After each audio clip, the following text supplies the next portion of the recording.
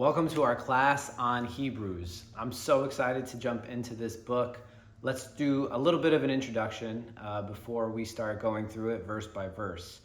Hebrews is the most eloquently written book in the New Testament with its use of the Greek.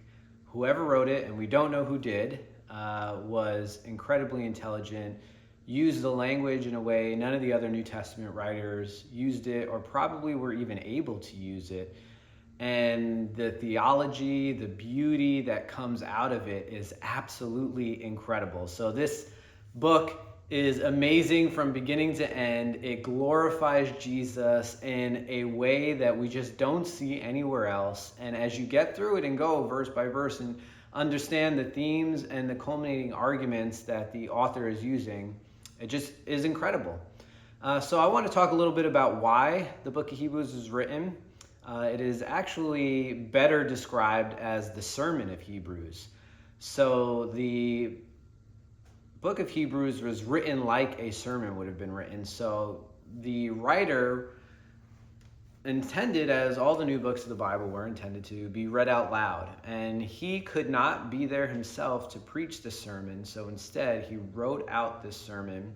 There's lots of clues throughout the book that you get that this is kind of an oratory argument about Jesus and was written in a fashion of how you give kind of a sermon or an oral argument.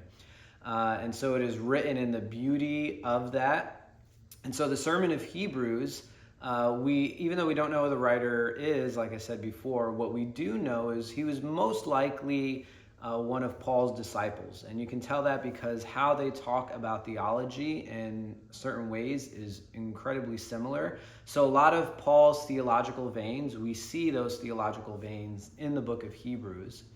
And the book was written, we don't know exactly to what city, but we can make some clues, inferences, based off of the content of the book and what's happening inside of it.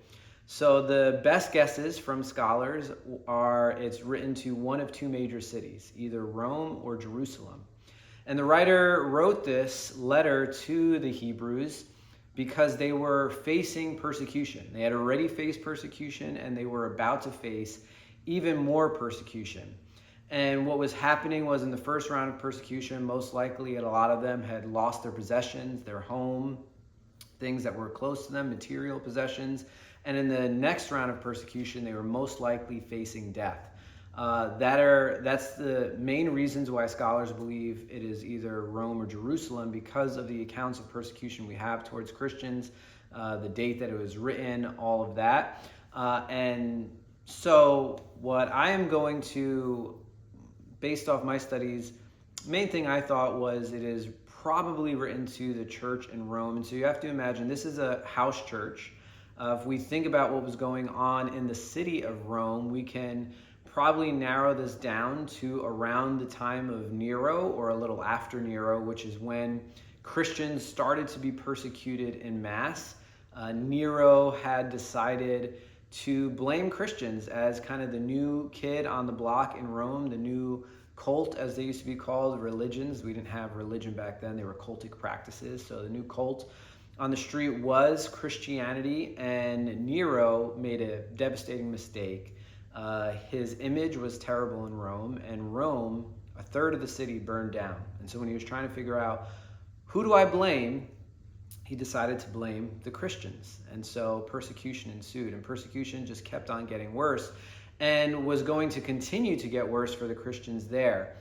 And in the face of persecution, the Sermon of Hebrews was written to the house church to say, do not fall back. Yes, it is hard. Yes, it's going to get worse. Yes, it has been terrible. But the confession of our faith that we receive in Christ, the great cloud of witnesses that we have received from all the people in the Old Testament, the different patriarchs, the different amazing men and women of faith, they testify about who Jesus is, and what Jesus testifies to us is so much greater than anything that we can have in this material world, anything that we would give up materially or bodily or comfort-wise.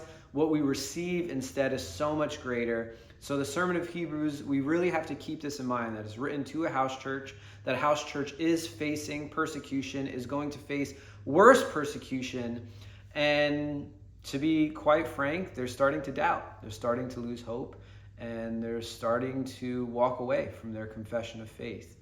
And so this is half encouragement, half exhortation, with kind of giving understanding of the Old Testament of who Jesus is and why they should not walk away from their confession, why they should not walk away from their faith. And so you'll see exegesis and exhortation back to back in the book of Hebrews. 1 minute he's explaining the verses and explaining what those verses mean in the light of Christ in the Old Testament and how they point to Jesus.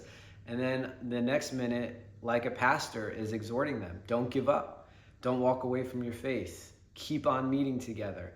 It's going to be okay because what Jesus offers is greater. And so as we go through this book together, I'm really excited to journey through all the verses.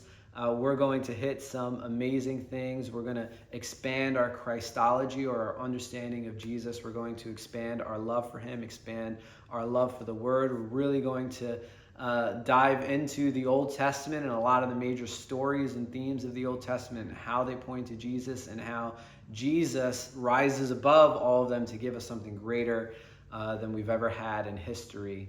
And so welcome to this class and this series. I'm excited to have you with me go along this journey. Let's do it together.